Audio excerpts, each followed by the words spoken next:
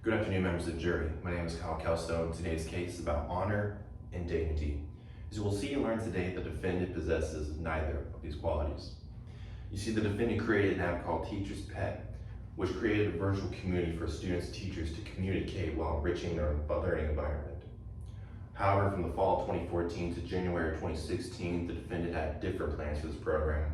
You see, he secretly wove in lines of code which enable students to cheat on their assignments and tests. Once January came around, he launched on the Apple App Store, and its popularity shot like a rocket. So popular, in fact, that CTI invested the defendant $500,000.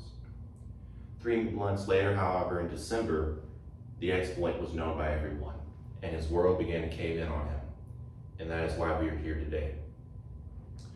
For the claim of negligent misrepresentation and the claim of fraud, we as the plaintiff must prove the burden by giving y'all compelling evidence against the defendant. To prove our case today, my team will call forth 3 witnesses, each with evidence that clearly demonstrates the defendant's perceived well knowledge of the law's existence and perceived to do nothing about it whatsoever. You will see evidence of an email from a programming consultant who state that he got a printout of the code. Not the code itself, a printout, meaning he didn't get to see all the code that would reveal itself if he had access to the code. Additionally, you'll learn that the defendant's presentation for CTI was a misrepresentation of what the app was promised to them.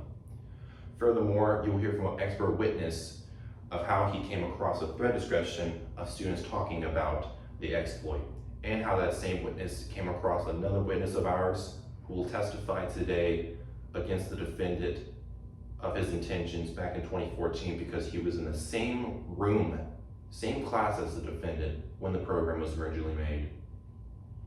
At the end of the trial, my co-counsel member will conclude with the facts that was presented in this trial and simply put it like this: the defendant is a child sheriff, but that does not give him the right to do what he did.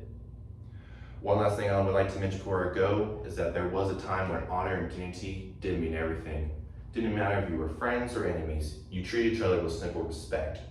Throughout the trial, I ask that you listen to the facts and details being presented to you today, because if you do that, you will clearly hear and see how those days are long forgotten because of people like the defendant's actions and negligence over the matter here today. Thank you.